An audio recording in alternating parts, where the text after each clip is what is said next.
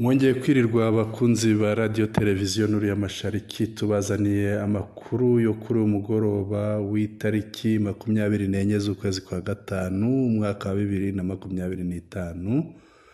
Kuri mikro murumva Sentama. Sindi jyenyene rero, ndi hamwe n'umutumirwa wacu Mushakamba nkuko bisanzwe. Mushakamba, wiriwe neza? Amahoro y'Imana nshuti bakunzi b'umuco wacu plus ndetse na Nuri Mashariki. Nizere ko muri amahoro n'Umushakamba muri na Sentama. Sentama wiriwe?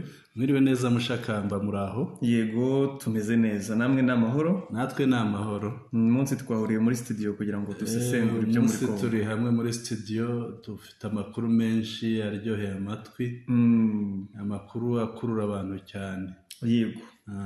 Reka tubwire abadukurikiye ko turi buze kujya muri Uvira, tuve muri Uvira turebe ibyo Kinshasa ivuga ku kuri bano banyarwanda bari barafashwe bugwate na FDLR.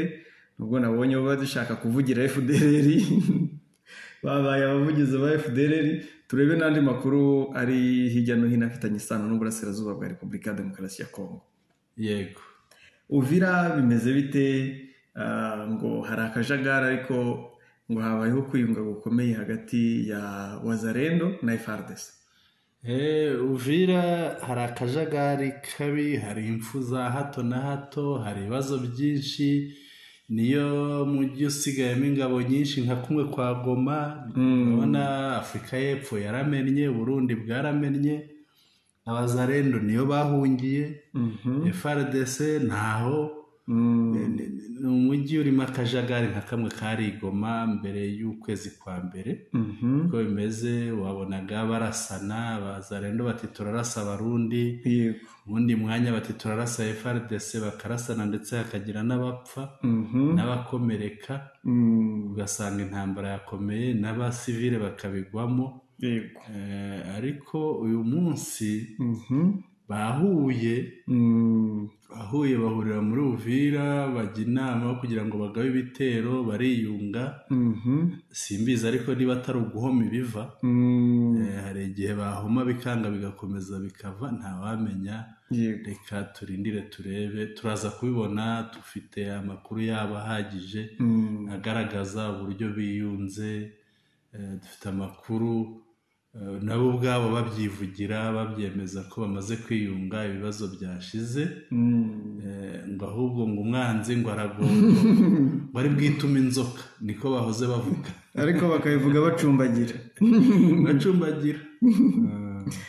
Bwana Sentama, hari ikintu nshaka tugarukeho. Hari amakuru avuga ko aba basirikare ba Afrika y'Epfo bataje ari ukwizana, ngo ahubwo Uburusiya bwabo bari inyuma. Erega n'ubundi Mushakamba mu ntangira abantu barabivuze, nuko batagiye babivuga cyane ngo byumvikane. Akenshi hariya abantu bavugaga ko hariya hari abagaragara imbere ku mirongo y'urugamba barwana, ariko hari akaboko kabari inyuma kabasunika. Yego. Ngo intambara ya Kongo ntabwo ari intambara ya Kongo na M23 gusa. Yego. Ni intambara y'Uburusiya na Amerika. Buri wese ashaka kwigarurira hariya. Rero wibuke ko na SADC iza, baravuze ngo SADC iraje. Niyo bavuze SADC wumva cyane cyane Afrika y'Epfo nk'igihugu cy'igihangange kirimo muri uriya muryango. Kavuga ko SADC ije, ariko ije mu mwanya ari intumwa y'Uburusiya. Cyane ko abacancuro babagena bari barikuyemo, barakuyemo akabo kare. Ije kurwanira Uburusiya.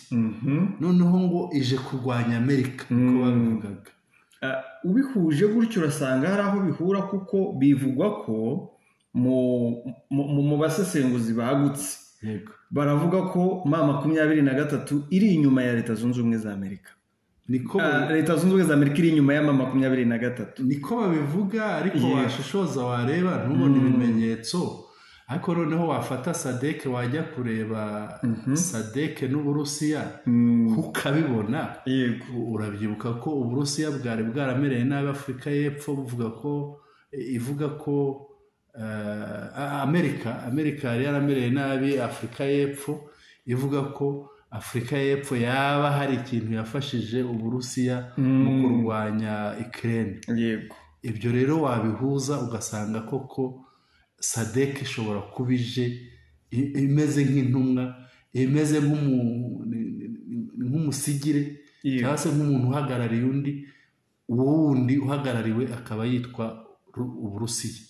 ariko na 23 bayitwerera u Rwanda, kandi u Rwanda na Amerika bafitanye umubano w'ibihe binini. Mushakamba M23 kwitwerera u Rwanda, hari ikintu kiri mu mateka y'uburasirazuba bwa Kongo n'u Rwanda. Yego, buriya uburasirazuba bwa Kongo kuko bakoresha ururimi rw'Ikinyarwanda, yego, biyumva hafi y'u Rwanda, bumva u Rwanda ari abavandimwe kurusha uko baba abavandimwe b'ikindi gice cya Kongo kiri hirya kure, ufashe na za Kinshasa n'ahandi. no kuba ari abavandimwe ku maraso byatuma biyumvanamo. Ibyo rero ibyo bituma bahora bavuga bati ni u Rwanda, ni u Rwanda. Ariko mu by'ukuri ugiye kubireba, yaba ari u Rwanda, Kongo iba yararangiye. Kongo se igihe cya Kabila Kongo bayigenza amezi 5 barayirangiza, none ubu bamaze imyaka n'imyaka muri kariya gace gato. Ntabwo ari u Rwanda. U Rwanda ntabwo rubirimo, nabonye rwarifashe pe, ntabwo rwongeye gusubira muri Kongo. Wenda rwabayeho kiriya igihe ba Fande Kabarebe bayoboraga ingabo Kinshasa iki, ariko nyuma ubu ngubu, nyuma kuva M23 ibayeho, u Rwanda rwarifashe pe, nta kubona aho banarurasa rugatuza kandi rutabuze imbaraga zo kujyayo. U Rwanda rwarifashe, Kongo irarubeshyera pe. Ariko nanone nitujya muri ONU turasanga harajemo ibintu bishobora kuvuguruza ibivugo ugirwa kuri tele, kubera ko muri ONU uribuka Goma igifatwa, Uburusiya bwaravuze bati murebe koze mubareke, ntibwigeze bavuga ngo bahave.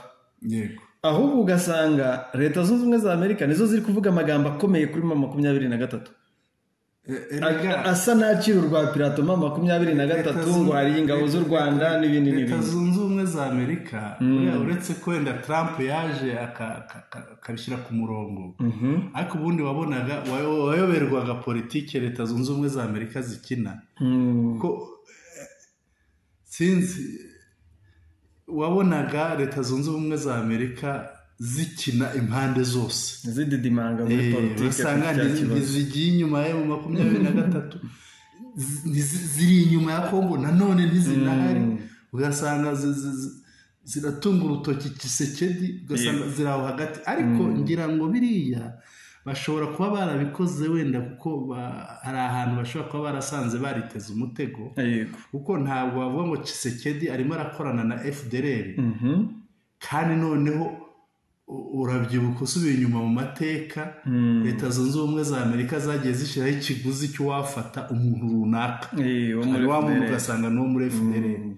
Ugasanga rero kugira ngo zizerure zishyigikire Tshisekedi, zizaba zivuguruje kuri cya kiguzi zashyizeho kuri wa muntu urimo akorana na Tshisekedi. Ugasanga ziri aho ngaho mu kintu kimeze nk'urungabangabo, ntubimenye ntubisobanukirwe. Ngira ngo ni nayo mpamvu urebye n'iriya myanzuro barimo bafata, ukuntu birimo bigenda, ubona ko zisa n'izihagaze ahantu hagati, ntizijya kuri uruhande ntizijya no kuri ruriya. Yego, noneho ukazibonamo hagati aho ngaho. Biriya rero byateye abantu benshi, abasesenguzi benshi, byabateye urujijo. Byabateye urujijo, kibaze se Amerika ihagaze he? Ko mu bafatira M23 ibihano ntabwo tumubonamo, mu bafatira Tshisekedi ibihano ntabwo tumubonamo, mu baza nyuma y'imishikirano ibiganiro basunika ukamubonamo. Ugasanga ziri aho ngaho ahantu hagati. Ibyo bikagora abasesenguzi kuko batamenya uruhande babaramo Leta Zunze Ubumwe za Amerika, noneho na Kongo nayo. Ariko ngira ngo biriya zishobora kubikora wenda kubera inyungu, zikanga kubogamira hamwe. Kuko ikintu nabonye kuri Leta Zunze Ubumwe za Amerika, Leta Zunze Ubumwe za Amerika ni inzitizina, ntibize kuba wenda kuvuga ngo mfobeje imbaraga zazo, zifite imbaraga pe. Ariko igihe nabonye ari hejuru y'imwe, ni ukuvuga zirareba zikabona uruhande rurimo ingufu, ugasanga niho zijya guhengamira. Niko bimeze. Reka twisubire Uvira abantu babyumve bakorere kuvugwa ko hangahe zimbara ikigaruye Afrika y'Epfo muri Uvira cyangwa se kongera kurwana na 23 ni Uburusiya, cyane ko bunifuza ko bira biganiro byo muri Amerika byunga leta igihugu cya 23 na Repubulika ya Demokarasi ya Kongo byaburizwamo, kuko Uburusiya butakaje akaboko muri Kongo bwaba buhombye cyane. Abashinwa nabo nuko. Ibyo rero bikaba ari bimwe mu bintu wakongeraho n'Ububirigi bikaba bibi kurushaho. Ibyo bikaba biri muri bimwe mu bintu bishobora gutuma intambara irushaho gukomera mu burasirazuba bwa Repubulika ya Demokarasi ya Kongo. Uyu munsi habaye imirwano mu bice mu kanya saa 9 nibwo Abarundi na Mayimayi bari bateye mu bice bya Karongi hafi muri za Minembwe. Muri ibyo bice nibwo bari bateye, ariko birumvikana Amadubu yakomeje yabasubije inyuma. Ariko ntabwo dutinda ku mirwano y'uyu munsi, ahubwo reka tumanze tujye Uvira neza. Tujye Uvira turebe byifashe bite, za Wazalendo ziravuga iki, twumve ukwidoga kwa Wazalendo. Nitumara kumva ukwidoga kwa Wazalendo na FARDC bamaze kwiyunga ngo bongere bagabe ibitero bundi bushya, ndetse n'abarwanye abateye Amadubu muri biriya bice bigana Minembwe, byo muri Minembwe nabari bavuye Uvira bafashe amafaranga, ni muri Bijombo bafashe amafaranga, ubundi baza basinze barasama kompra kuri 23 n'Amadubu, ubundi nabo basubiza umuriro barirukanka bakizwa n'amaguru, kuko usibye kwiyunga habayeho no kubaha amafaranga. Niyo mpamvu bafite amashagaga bwana Sentama. Reka turebe twumve video twumva uko byifashe, ariko nubwo murumva amajwi ku muntu bareba nta bantu barimo. Reka twumve ngira ngo ni iyi. Yego, ni izi ebyiri. Turahereye ibanza ntoya. Ibanza iya 1:6. Yego. Reka twumve.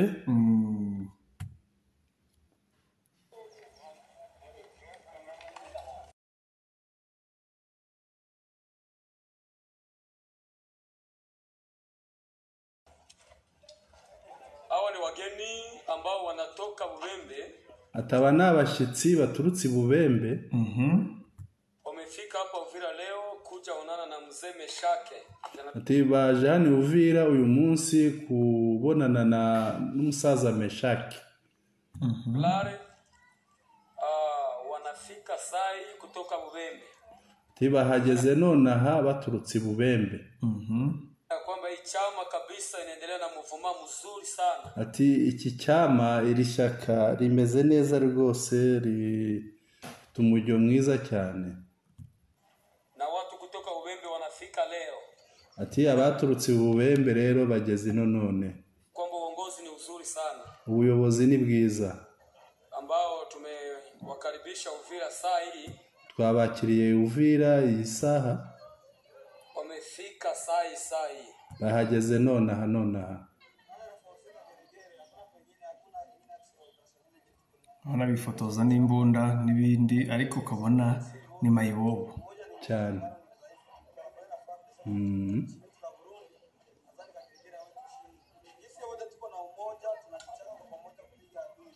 Ati uko dufite ubumwe birashoboka ko twakubita umwanzi.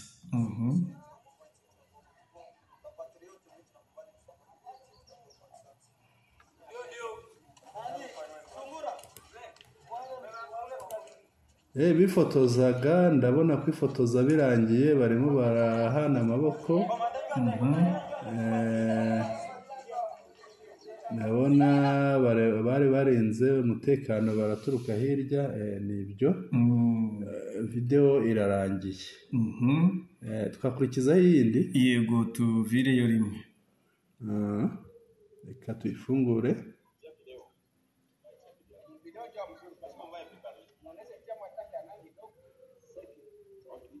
Barifotoza. Barimo barifotoza. généraux Wazalendo avec nos parents, le commandant régiment, les FARDC, pour faire l'entretien, comment est-ce qu'on peut prendre des décisions et des tactiques. ati hano twahuye n'abajenerale b'abazarendo na komanda wa regima, twarimo tuganira tugira ngo turebe uburyo twafata ingamba. Ubwo ni ingamba zo kurwana n'uwo bita umwanzi.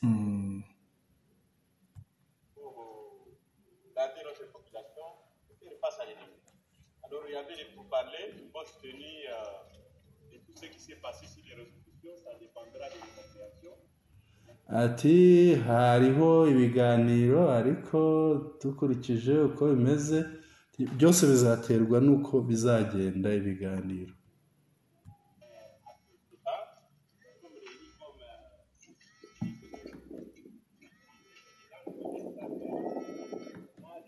Aravugira hasi ntabwo mwumva neza.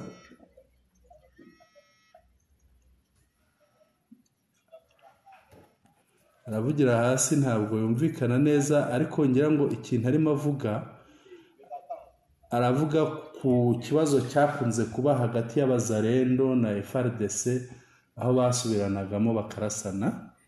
Reka tunakoresha ubundi buryo dushobora kubyumva. Yego.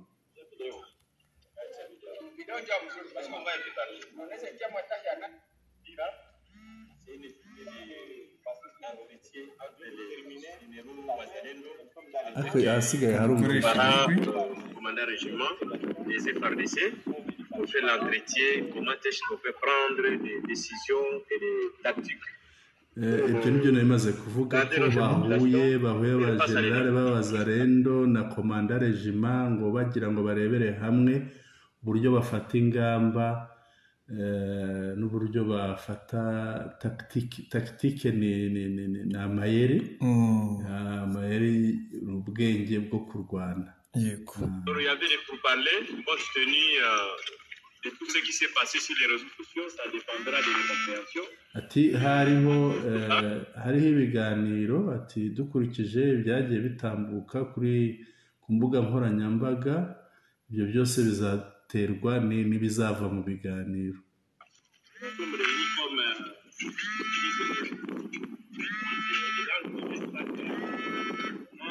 Harimo umuyaga.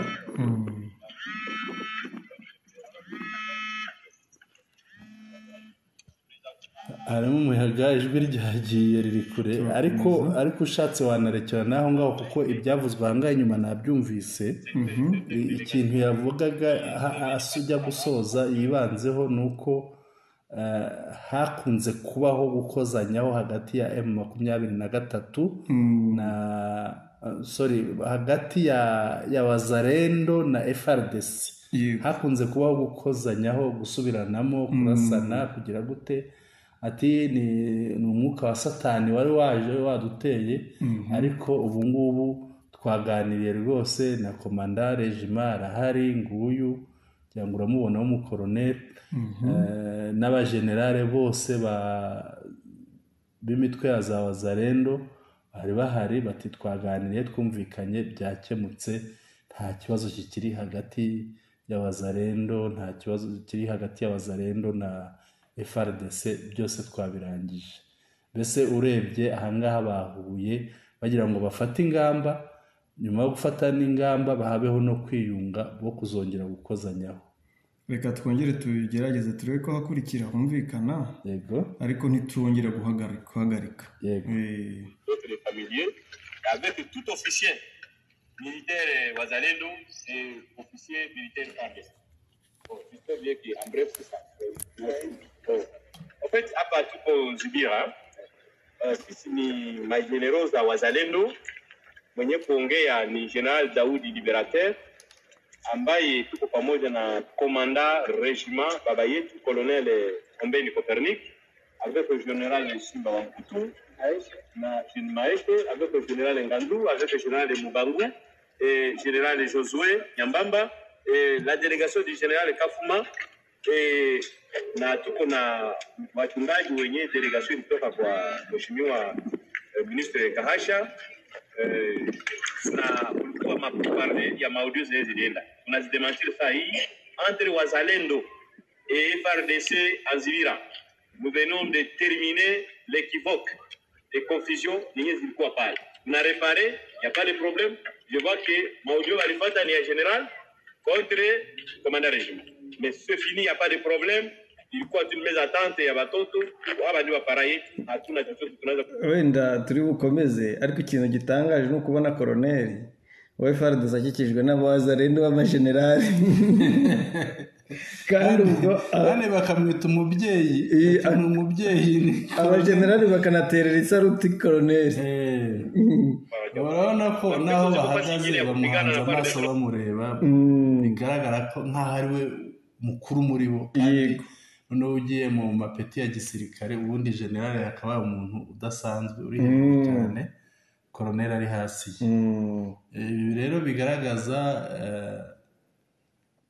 bigaragaza muri Kongo uburyo umuntu aba generale bigaragaza ko umuntu iyo yumvise izina ry'iranka rivugika neza araryita yego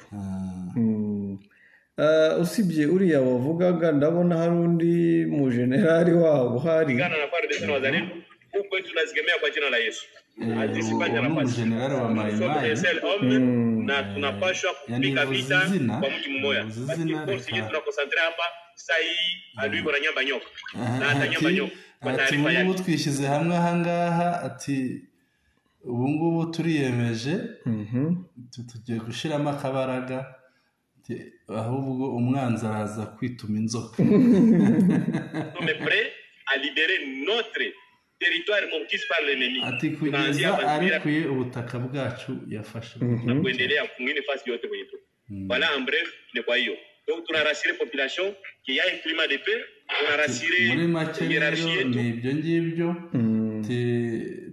twizeje abaturage bacu kama hapa kwenye tuko FARDC na wazalendo wa kutoka Shabunda, Kalonge, Minja, Kabare, Walungu tuko mtu huyu mmoja. Ati ahangaha turi FARDC Maimai abaturutse Shabunda, Kalonge, abaturutse hene yavuze ahantu za Shabunda n'ahandi. Shabunda, Kalonge aho hose baturutse bahuriye hari ati twese turi umuntu umwe. C'est calme, en tout cas zina nafasi. Hapa tuko déterminé kwa faire les opérations conjointes ensemble na tu remettre ma espace zetu kwa tunashika leta twiyemeje gufatanya za operation tugakorera hamwe kandi tukagarura n'ibice byacu umwanzi yadutwaye. Donc le premier muzalendo le commandant suprême de la force armée de la République démocratique du Congo. Bati premier muzalendo ubwo ni komanda supreme ubwo ni Gisekedi komanda supreme ni Gisekedi ubwo niwe muzarendo wa mbere mukuru w'abazarendo wazalendo vive la FARDC vive la République démocratique du Congo ati harakabaho wazalendo harakabaho FARDC harakabaho Congo akamya no mu mazi kwa mahana hapa General Maesha Kasha Simba Wakutu. Nashukuru sana Maheshe Kahasha bahuriye ahitwa Nzibira ni muri Warungu Nzibira ni Warungu kulikuwa shida kidogo ilikuwa inajitokeza ati hari harabaye akabazo gato ilikuwa ni Satana alitafuta kujitokeza ni shetani waduteye tumekwisha ongea na tumezungumza ati twaganiriye twumvikanye moja na tumekubali kama FARDC ni baba yetu na tunapasha pia nyuma yake kama vile FARDC alise wa wazalendo sababu tunajua kama jeshi yenye inajulikana gouvernement FARDC na iko accompagné na wazalendo na tunaonyesha population yote ya Kongo nzima Walungu na igafashwa na wazalendo wajue kama ile shida imekwisha abaturage ba Warungu n'ahandi hose bamenye ko icyo kibazo cyarangiye mwenye atapatikana tena na mahabari za kutuma mahabari ku rezo sociaux tuzaboneka uzagaragara yohereza amakuru ku mbuga nkoranyambaga ni ya bongo bazamenye ko abavuga iby'Inzibira bazamenye ko bazababesha banatoka Manyema wengine banatoka Makasai tuko ba mingi twahuye hari abavuye Kasai hari abavuye Maniema tayari kupiga kazi Colonel Copernic, commandant régiment, nashukuru sana. Umuyoboye FARDC rero ni Colonel Copernic, urabona ko bamuterera amasaruti ari abajenerali. Ari ba generali bagatira amasaruti Colonel.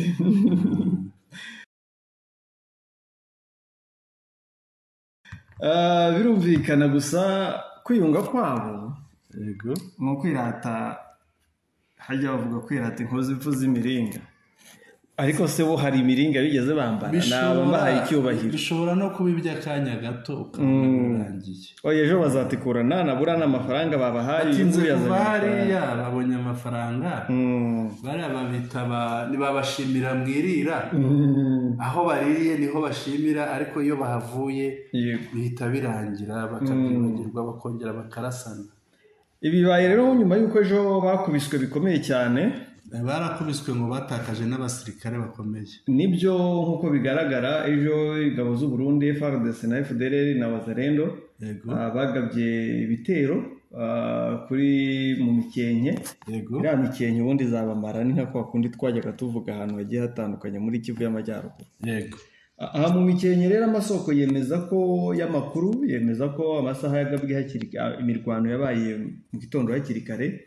Basanga twirwaneho ntare zasarambwe n'amadubu bari maso, ubundi bakora akazi gakomeye. Amakuru aremeza ko iyi mirwano cyangwa ibi bitero byaguyemo ingabo za FARDC ku bwinshi, ndetse hapfa uwari komanda wa secteur, komanda secteur, naho uwari G3 wabagabye ibitero arakomereka bikabije. Ikindi amakuru agaragaza ko ntagaragaza amazina y'abapfuye, ariko avuga ko abarokotse birukanse kibuno mpamaguru. Amakuru akemeza ko nanone habayeho no gukomereka kwa Colonel Ngomanzito. Colonel Ngomanzito nawe yarakomeretse bikomeye, akaba arimo kuvurwa. Kuko inkuru iragira iti si ibyo gusa, kuko kandi no mu Rugezi, iyi Rugezi Mikenke, aho hantu habiri habaye isibaniro.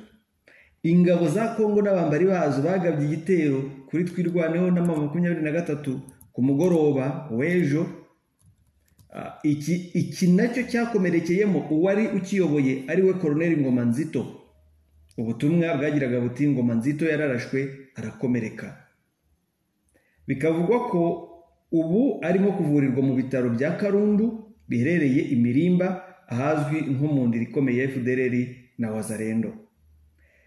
Igitero uyu muyobozi wa Wazalendo yakomerekeyemo cyari cyagabwe mu gace kitwa Imushikashika, ni agace kari imbere yo kwa Didasi mu Rugezi werekeza i Gasiro.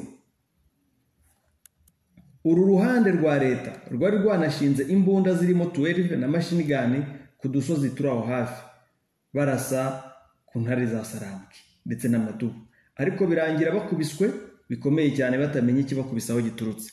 Urumva ko intambara ntiyari yoroshye kandi umwanzi yahitakarijemo. Niyo mpamvu muri bano biyunze tutabonye mu Ngomanzito.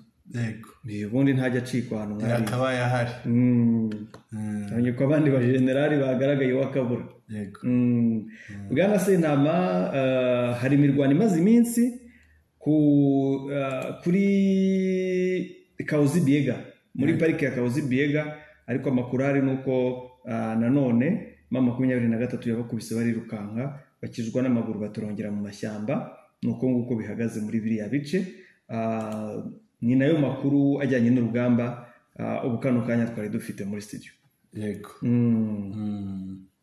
Twakomeza? Yego dukomeze. Reka dukomeze turebe ibyo Kinshasa ivuga ku ba FDLR. 23 imaze iminsi iyo ifatanije na Croix Rouge na HCR bamaze iminsi bacyura mu Rwanda. Kongo yari yaranze kubacyura, none 23 irabacyuye, ariko ntibabuze ibyo babivugaho birumvikana. Yego. Ibyo bavuze nuriya mu ministre w'ubutegetsi bw'igihugu Shabani Ruko yasohoye itangazo ni itangazo tugira ngo turebe ibikubiyemo aha ngaha. Icyo bavuga baravuga kuri iriya miryango ya FDLR yatashye itashye vuba aha ngaha muri iyi minsi mike. Akavuga rero icyo avuga aravuga ati le ministère de l'Intérieur, Sécurité, Décentralisation et Affaires coutumières a pris connaissance par les biais des réseaux sociaux de la déclaration du ministre des Affaires étrangères de la République du Rwanda, selon laquelle le Haut Commissariat des Nations Unies pour les réfugiés HCR aurait procédé au rapatriement des réfugiés rwandais prétendument retenus en otage par les FDLR. Kuvuga ngo iyi ministere y'ubutegetsi bw'igihugu ya Repubulika Iharanira Demokarasi ya Kongo iyobowe na Shabani Ruko ngo yamenye binyuze mu mbuga nkoranyambaga, yamenye ibyo Minisitiri w'u Rwanda yavuze ko HCR yaba yaragize uruhare mu icyurwa ry'impunzi z'abanyarwanda, ngo agashyiraho ngo gushyiraho ngo ni nko kugaragaza ko atari ko abifata. ngo bari barafashwe bugwate na FDLR. Yenda yari kuvuga yaza kuvuga ati bari barafashwe bugwate na FDLR, aho ngaho byari kumvikana ko abivuze uko biri kandi ariko nabyemera. Ariko yavuze ngo prétendument ni nko kuba ngo bashyizeho urwitwazo rw'uko ni ukuvuga aravuga Minisitiri Nduhungirehe ko ngo yashyizeho urwitwazo ko ngo bari barafashwe bugwate na FDLR. Kuriya mu Minisitiri avuga aha ngaha rero yavuze atya ubusa n'ugiye kuvugira babandi bashinze. Ifaransa gifite imivugire yacyo, kuvuga hari ibyo bita style. Uvuga iyi style ye, imivugire ye iragaragaza ko nubwo abivuga atyo watemera ko bari barahejejweyo, agiye no kubivuguruza ahubwo ni ukuvuga arimo arabikerenza. Noneho ngo face à ces propos, kuri ayo magambo, le ministre tient à apporter les précisions et observations suivantes. Kuri aya magambo ya Minisitiri w'Ububanyi n'Amahanga w'u Rwanda, Minisitiri Shabani Ruko wa Repubulika Iharanira Demokarasi ya Kongo ashyizeho umucyo mu buryo bukurikira. Icya mbere, respect des engagements internationaux, kubahiriza iby'abantu bumvikanyeho ku rwego mpuzamahanga. Le gouvernement de la République démocratique du Congo réaffirme son attachement aux engagements internationaux auxquels il a souscrit en matière de protection des personnes déplacées de force, conformément aux conventions et instruments régionaux et internationaux en vigueur. Leta ya Repubulika Iharanira Demokarasi ya Kongo irongera kwibutsa ko yubahiriza ibyemezo mpuzamahanga cyangwa se amategeko mpuzamahanga yashyizeho umukono, yego, cyane cyane mu bijyanye no kurinda abantu bavanywe mu byabo, bavanywemo n'imbaraga, hakurikijwe ibi ngibi ikabyemera hakurikijwe convention ni nk'umwanzuro, hakurikijwe imyanzuro n'amategeko cyangwa amabwiriza y'akarere cyangwa se mpuzamahanga akurikizwa. Icya kabiri, uretse hariya kubahiriza amabwiriza amategeko mpuzamahanga, ni cadre juridique du rapatriement volontaire. Kuvuga ngo ushingiye ku mategeko ucyura umuntu ku bushake bwe, kuri we rero waravuga ko hano bahatiwe gucyurwa gutaha ubwo se ari we n'ama interview yabo twemerera reka tujyane le processus de rapatriement évoqué s'inscrit dans le cadre de l'accord tripartite signé entre le Rwanda et la République démocratique du Congo et le HCR le 17 février 2010 à Kigali, portant sur le rapatriement volontaire des réfugiés rwandais vivant en République démocratique du Congo. Cet accord complète celui du 24 octobre 1994 signé à Kinshasa. Dans ce cadre, des milliers de réfugiés rwandais civils ont regagné volontairement leur pays d'origine avec l'appui du HCR. Ce processus se poursuit à ce jour de manière continue et sans contrainte, conformément au principe de non-refoulement. Aha icyo ashaka kuvuga aravuga ko gucyura impunzi byavuzwe biri mu mujyo umwe n'inama cyangwa se n'imyanzuro y'inama y'inyabutatu yasinywe hagati y'u Rwanda, Repubulika Iharanira Demokarasi ya Kongo na HCR. Ikaba yarasinywe kuri 17 z'ukwa kabiri mu mwaka wa 2010 isinyirwa i Kigali. Ikaba ivuga ku gucyura impunzi ku bushake bwazo, impunzi z'abanyarwanda kuzicyura ku bushake bwazo ziriya mpunzi ziba muri Kongo. Aya masezerano rero aya ngayo ya 2010 aza yuzuza andi yashyizweho umukono tariki 24 z'ukwa 10 umwaka wa 1994 akaba yarasinyiwe i Kinshasa. Muri urwo rwego rero ibihumbi n'ibihumbi by'impunzi z'abanyarwanda b'abasivile basubijwe mu Rwanda ku bushake bwabo ku bufasha bwa HCR. Iyo nzira rero yo kubacyura irakomeje n'uyu munsi ku buryo bukomeza, ku buryo buhoraho, kandi noneho hatarimo agahato, hisunzwe ihame ryo kutirukana abantu. Mbere yuko tujya ku zindi ngingo yavuze, reka tubanze tuvuge kuri izi ebyiri gatoya, kubera ko hari ibyo dukeneye gusobanurira abantu bitewe n'ibyo tubona muri itangazo. Harimo kuvuga no kwivuguruza. Impamvu mbivuze gutyo, baravuga ko abantu bagomba gutaha ku bushake, ariko bakagaragaza ko basa n'abacyuwe ku ngufu. Wenda turibuze no kubibona hejuru. Ariko impamvu babivuga batya ni ipfunwe ry'uko bari abantu batashye Kongo yari yarananiwe kubacyura, kandi noneho batashye nta ruhare bigizemo. Sinaho navuga ngo Kongo yarananiwe kubacyura, ahubwo bari no mu mugambi wabo wo kuzubaka FDLR y'ejo hazaza. None urumva Kongo yari bashye, reka tuyifate nka FDLR, ariko ni FDLR yiyorobetse, yihishe, ifite ukuntu yihishe.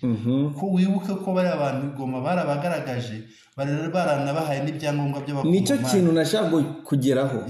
Niba bavuga ko aba bantu ari impunzi zitunga ibyangombwa by'igihugu gute zahungiyemo?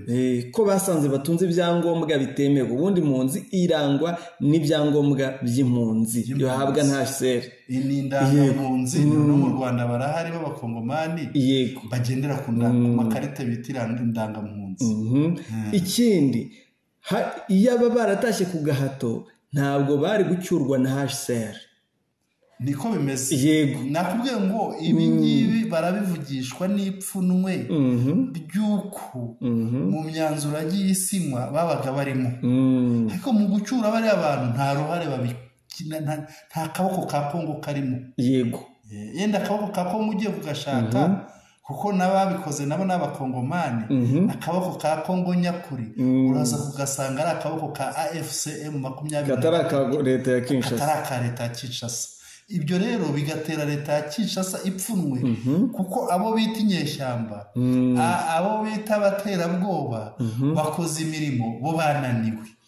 Yego, harimo ikindi kintu rero nshaka kuvugaho, abantu wenda batarebye cyangwa bamwe batabonye aba bantu gutaha kwabo, iyo baba bari basanzwe ari impunzi ziba muri Kongo byemewe nk'impunzi, ntabwo HCR yari kubigiramo uruhare, ntabwo yari kubavanga ngo ivanga bafite ibyangombwa n'abatabifite, ahubwo aba ni abantu bafashwe barigize abanyekongo nk'uko mama 23 yabivuze ngo naba abanyekongo babaye mu buryo butemewe n'amategeko. Noneho mama 23 ibashyikiriza HCR kugira ngo ibafashe gutaha, kubera ko nabo bavugaga ko bashaka gutaha, mu rwego rwo kugira ngo mama 23 itazagwa mu mutego wo kuyishinja gufata abantu ikabacyura ku ngufu. Kuko babyifuzaga barabafasha bashyikiriza HCR ibanzira baganiriza bavuga ko bashaka gutaha, HCR niko gukontakta u Rwanda barumvikana barabacyura, ariko kuko bari muri zone igenzurwa na mama 23 bagomba gucungirwa umutekano na mama 23 kugeza bageze ku mupaka, ariko bari mu mwambaro wa HCR. Niko byagenze. Ubwo rero ahandi twakomeza, reka dukomeze, ngira ngo tugiye ku ngingo z'icyayi, ku ngingo ya gatatu sur les allégations d'otages des FDLR, ngo ku bijyanye n'uko FDLR yaba yarashimuse abantu, yaba yarashimuse bari abantu bacuwe ikabafata bugwate. Ces déclarations sont inexactes et trompeuses. Tubanze twumve iri jambo. Yego. Inexact. Inexact ni ikintu kituzuye, gicagase.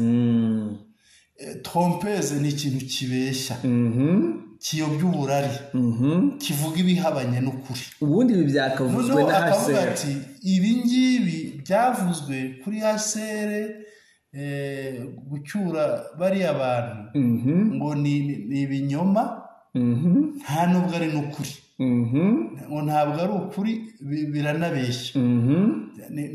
Uwo ni minisitiri.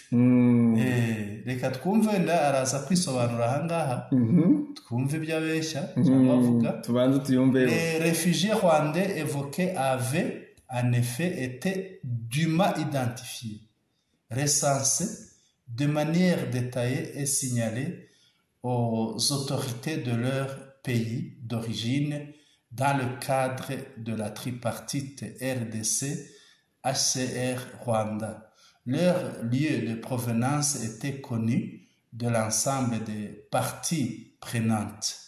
Initialement établis à Karenga, ces réfugiés ont été contraints de se déplacer vers Sake, notamment dans des établissements scolaires tels que l'école primaire Kamuronza et l'école primaire de Kasinga. La suite de l'évolution de la situation sécuritaire est marquée par l'avancée de l'armée rwandaise sur le territoire congolais et le démantèlement des camps de déplacés. Cette zone se trouvait alors sous le contrôle de l'armée rwandaise. Tuanze twumva ahantu ibyo minisitiri abeshya. Minisitiri sinzi wenda hari abantu bamusemurira badukurikira, gendagira ngo bamubwire iki kintu.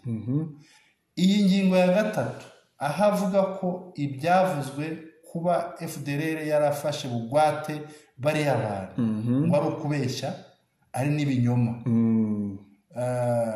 Mbanze nsemurira abantu icyo nshaka kumubwira, ubutumwa nshaka kumuha ndabuvuga nyuma. Ndavuga nyuma y'iki gika. Hano aravuga ngo izi mpunzi z'abanyarwanda zivugwa mu by'ukuri zari zarabaruwe neza n'ubushishozi, ku buryo buri mwirondoro wari uhari ukagaragazwa, biza kugaragazwa n'ubuyobozi bw'igihugu, binagaragarizwa n'ubuyobozi bw'igihugu baturutsemo, ubwo no kuvuga u Rwanda, muri ya nama y'inyabutatu Repubulika Iharanira Demokarasi ya Kongo HCR n'u Rwanda. Aho bari baraturutse hari hazwi muri rusange n'izi mpande eshatu. By'ibanze bari bacumbitse ahitwa Karenga. Karenga ni hariya hirya ya Sake hamwe hegera Ikirunga. Izi mpunzi rero byaje kuba ngombwa ko ziva Karenga zijya gucumbikirwa mu Isake mu bigo by'amashuri nk'ikigo cy'amashuri abanza cya Kamuronsa. Kamuronsa ni hariya muri Sake. Yego. N'ikigo cy'amashuri abanza cya Kasinga. Ibyakurikiyeho rero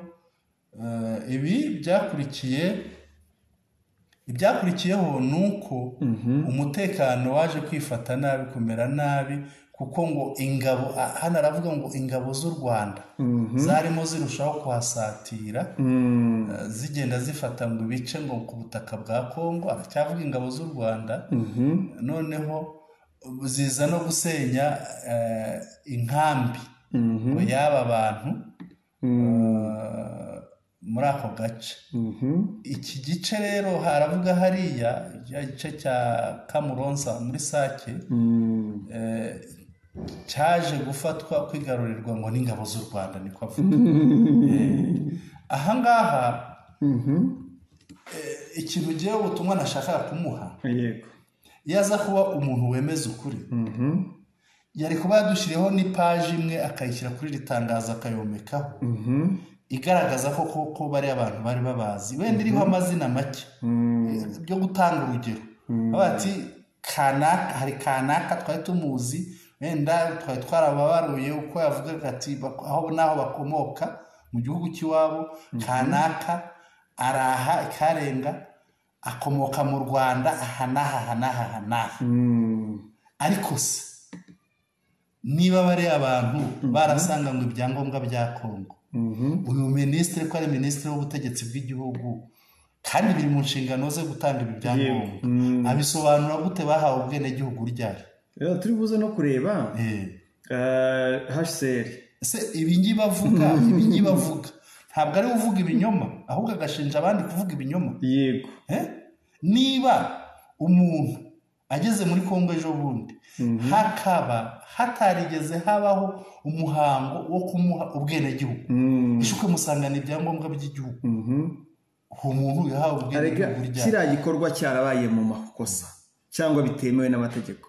Ntabwo ijire umwenda wanditseho UNHCR wari kuboneka muri bariya, nk'uko iyo FDLR zije. Kandi uzarebe ko shakamba hari n'ikindi kintu kiba, ntabwo bapfa gufata abantu ngo babazane batyo, barabanza bakora ikintu bita tracing, gukurikirana umuntu n'irondoro we bakagera ku nkomoko ye. Byaha uri umunyarwanda, utari umunyarwanda akaba ari umukongomani bakamushyira hariya, kuko ntabwo umunyarwanda nose ko bafashe. Ibuka bari muri MONUSCO nayo ni UN, ko bafashe abasirikare bamwe bakabasigira M23 AFC baba FDLR, aba bakongomani bakabatwara bakabanyuza ibeni bakabajyana i Kinshasa. Yego. Ko batabazanye mu Rwanda. Ntihanganira nta kibazo. Yego. Wakomeza. Ikiriho rero ni kimwe, UN nituza kureba nako iyi HCR turaza gusanga nko mu kwa kane yari yashyize hanze itangazo ivuga ko Igoma hari icyiciro cya 5 cy'abantu batashye, impunzi zatashye ku bushake. Ni poste yabo, ni poste ya HCR yo ku itariki ya 29 z'ukwa kane, yo ku itariki ya 29 z'ukwa kane 2025. Bavuga ko urugendo rwa 5 cyari icyiciro cya 5 cyo gusubiza impunzi ku bushake mu Rwanda muri 2023 rwabaye mu kwezi kwa kane, aho impunzi z'abanyarwanda 231 zigizwe n'imiryango 73 zasubijwe mu gihugu amahoro ari yose. bati ibi byatumye umubare w'impunzi zasubijwe mu gihugu bava mu ntara ya Kivu y'Amajyaruguru ugera ku 1228 uyu mwaka, ni ukuvuga hamaze kugerwaho 81% by'intego ya 2025 mu gihe kitarenze amezi 4 gusa. Ibi rero icyo bivuze bisobanuye ko mu mpunzi zatashye 2000 ntabwo zari zanditswe nk'impunzi kuko ntabwo tuzisanga UNHCR izemeza. Iyaba HCR yo muri Kongo izemera nk'impunzi yari kubivuga ikabipostinga kuri poste yabo. Uyicyo yakoze iki? HCR ntabwo yacyuye impunzi, yacyuye ababaga muri Kongo mu buryo butemewe n'amategeko. Ibisabwe bafashwe babonwe na 23 HCR isaba HCR kubafasha kubacyura kugira kuko ni abasivile nubwo bahabaga bitemewe, ariko ubu ngubu reka tubaye HCR ifashe kubacyura. HCR impamvu yemeye kubigaragaramo nuko yabonye abo bantu bafite ubushake babyemera, kandi nanone bavuga bati ntitwidekaraye nk'impunzi kandi twabagaho nk'abanyekongo ariko turi abanyarwanda. HCR niko kwemera kubacyura. Buriya ibi yakabivuze aba bantu baratashye ari uko bibaye hagati y'u Rwanda na 23 kuba byarabaye hagati ya HCR n'u Rwanda. Ibyo ngibyo biragaragaza ko byanyuze mu mucyo kuko HCR ntabwo yakora amakosa.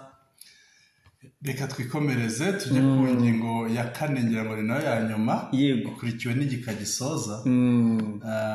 Ashyizeho ikintu ngo mise en garde contre la désinformation et les installations illicites. Ahangaha ni mise en garde ni nko kwihanangiriza, ni nko kwiyama.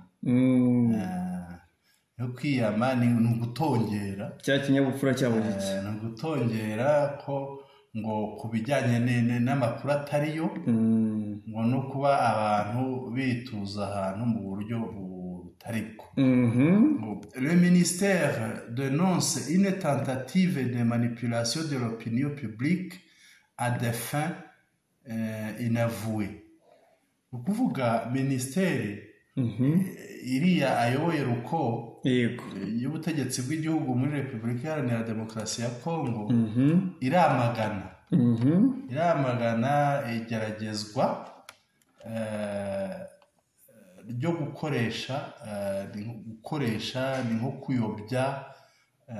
nko kuyobya abaturage, noneho ku mpamvu zitavuzwe. Il rappelle que tout mouvement de population en dehors du cadre légalement établi par la tripartite est considéré comme une transplantation illégale.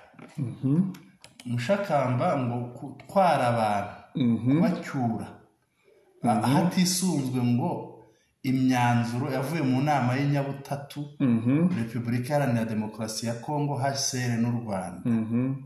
Ngo ibi ngibi arabifata ni nko gushimuta ngo abantu ukabajyana ahandi. Ubwo yashatse no gutuka HCR rero nicyo avuga. Ni nko kuvana abantu kuri gakondo ukabimurira ahandi, bya bindi bajya bavuga. Noneho agakomeza ati à ce titre, il signale l'arrivée le 23 mai 2025 des camions transportant des populations rwandaises dans les zones occupées, notamment à Kabuhanga, territoire de Nyiragongo. Urumva ko arimo arabeshya. Abanyarwanda ngo babapakiye amakamyo babavanye mu Rwanda ngo bakabajyana gutura muri Kongo, ngo amakamyo yagiyeyo tariki 23 z'ukwa gatanu umwaka wa 2025 n'ejo bundi. Urumva hashize iminsi n'ingahise n'ejo umunsi turi 24 yego n'ejo. ejo hagiye amakamyo ngo ajyanye abanyarwanda abavanye mu Rwanda ngo abanyuza Kabuhanga ngo bajyana gutura muri Kongo. Bya binyoma byabo. Ibinyoma. Uzi umunyarwanda wamuvana iwabo akajyayo. Ubu wava mu Rwanda ukajya gutura muri Kongo n'ukuntu hameze. Ni bya binyoma byo guharabika. Ikindi renda twakwibaza hariya impamvu arimo avuga ngo Kongo itazamo nizamo ntawe ari kwibuza. Ariko uyu muminisitiri ntiyagera i Goma. Ageze i Goma na leta yo ubwayo yamuca umutwe. Yego. Reka dukomeze tugana ku musozo ngo en conséquence le ministre de l'Intérieur réaffirme la volonté de la République démocratique du Congo de poursuivre dans le respect des normes internationales tout processus de rapatriement fondé sur le volontariat. Nyine haravuga ko Repubulika Iharanira Demokarasi ya Congo iyi minisiteri ngo iravuga ko Repubulika Iharanira Demokarasi ya Congo yiyemeje gukomeza ubu buryo bwo gucyura abantu ariko hashingiwe ku bushake bwabo, la dignité hashingiye ku gaciro k'umuntu, agaciro kabo, la sécurité des personnes, umutekano w'abantu concerné, umutekano w'abantu bacyurwa aho bireba mbese, en partenariat avec le HCR et les États partis aux accords en vigueur. Noneho ngo ifatanyije na HCR ndetse n'igihugu cyagize uruhare mu gusinya y'amasezerano. Ngo dans ce contexte il apparaît impératif de convoquer une réunion du groupe technique tripartite réunissant la République démocratique du Congo, le Rwanda et le HCR en vue de réaffirmer les principes fondamentaux régissant le rapatriement volontaire des réfugiés, tel que prévu par les accords en vigueur, ainsi que le processus de paix en cours dans le but de définir une nouvelle feuille de route concernée pour la poursuite de l'opération. Angahe cyarimo avuga arasaba ko ngo habaho ko impande eshatu ko u Rwanda HCR na Congo bongera impuguke zongera zigahura kugira ngo bongere baganire ku mahame agomba kugenga uku gucyura impunzi. Babanza babivuze HCR ariko barasi impunzi naba icyambere uriya umuntu abimpunza ari uko yabyiyemereye, kuko niyo uhunze ujya kwideklarara nk'impunzi. Niba abantu nta byangombwa by'uko ari impunzi bafite, abo bantu baragira bakorerwa iki? Iri tangazo rero rikaba ryashyizweho umukono none ku wa 24 z'ukwa gatanu umwaka wa 2025, ryasinywe na Shabani Ruko Bihango Jacquemin, ministre w'ubutegetsi bw'igihugu wa Repubulika Iharanira Demokarasi ya Congo. Ngibyo ikintu rero twabonye nuko Congo kuba bavuga batyo yego ni ipfunwe ry'uko abantu bari wabo batashye, ni n'igisebo kuri leta ya Congo, ni n'igisebo by'umwihariko kuri uyu muminisitiri kuko bishinzwe kuba abantu b'abanyamahanga babona ibyangombwa bibaranga bakitwa bene gihugu kandi leta itarigeze ibaho ubwene gihugu. Yego ni igisebo kuri we. Biranatangaje niyo bisobanura akavuga uburyo yenda akabihakana. Aba bantu babonye ibyangombwa mu buryo butari bwo, yego turabihakanye, ntabwo ari twe twari twarabahaye biriya byangombwa. Noneho yenda akasaba nk'uko ashoje asaba, agasaba ko bazongera bagahura bakabiganiraho bakareba ukuntu byakomeza kugira ngo abantu nk'aba bakomeze bacyurwe. Ibi biratuma mbona ko na FDLR babafata nk'impunzi. Abantu bibaniraga na FDLR urasanga bari nka ahubwo bayifata nk'abakongomani nose niba bayishyira mu ngabo zirinda umukuru w'igihugu urumva bayifata nk'impunzi bayifata nk'abakongomani cyangwa se yenda kuko Kongo ikunda abacanshuro kandi irabahemba nabo ngira ngo cyane FDLR uhembwa make ni $300 barabyivugiye. Ese ubundi urabona iki kintu kidasa iri tangazo ridasa nk'irivugira FDLR aho kuvugira leta? Riravugira abantu babiri. Riravugira FDLR kubera inyungu bayifitemo rikagaruka rikavugira Kongo, leta ya Kongo kubera igisebo yatewe nuko bari abantu batashye nta ruhare bigizemo. Muri ibi bintu urasanga harimo ikintu cyo kuvuga ngo bababajwe cyangwa ni ikinyoma kuba bavuga ko abantu bari barafashwe bugwate na FDLR. Ntabwo kuko bavuze ngo pretendima ni urwiyerurutso. Yego. Hari urwiyerurutso kw'abo bantu bari barafashwe bugwate na FDLR kandi nyamara sibyo. Iryo jambo niba rishaka nuko yashatse kubivuga. Urumva rero ntabwo yemera ko aba bantu bari barafashwe bugwate na FDLR. Niba batarafashwe bugwate na FDLR iriya leta niyemere ko yari yarabafashe bugwate. Yego. Kuko yanabaye n'ibyangombwa kugira ngo ijijishe. Arega nabo barabyivugira babwira itangazamakuru. Yego. Ni ipfunwe birumvikana kandi ipfunwe bazarihora. Yego. Bwana Sentama ndumva twanagana no ku musozo. Yego. Tugakomeza tugashaka andi makuru atandukanye ava mu burasirazuba bwa Repubulika ya Demokarasi ya Kongo tukaza kuyabagezaho mu masaha ari imbere. Yego mushaka ndagushimiye. Nanjye ndagushimiye komeza ubwe neza. Namwe rwose.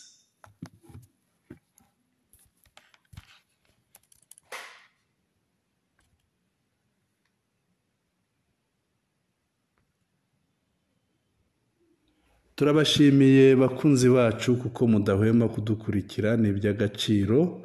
Turabasaba kandi abatarakanda subscribe mukande subscribe ikandwa inshuro imwe gusa. Icyiza cyo gukanda subscribe iyo wamaze kuyikanda amakuru arakwizanira ukaba usigaje kuyumva gusa. Mukande na like kugira ngo bigaragare ko mwakunze amakuru yacu. Mukande share kugira ngo muyasangize inshuti n'abavandimwe banyu. Munatwandikire mubinyujije muri comments. Turashimira ababikora. Mwandike mudusangiza ibitekerezo, ibyifuzo n'inyunganizi zanyu kugira ngo turusheho kunoza ibyo tubakorera. Murakoze rero umugoroba mwiza kuri mwese. Naho ubutaha mwari kumwe na Sentama.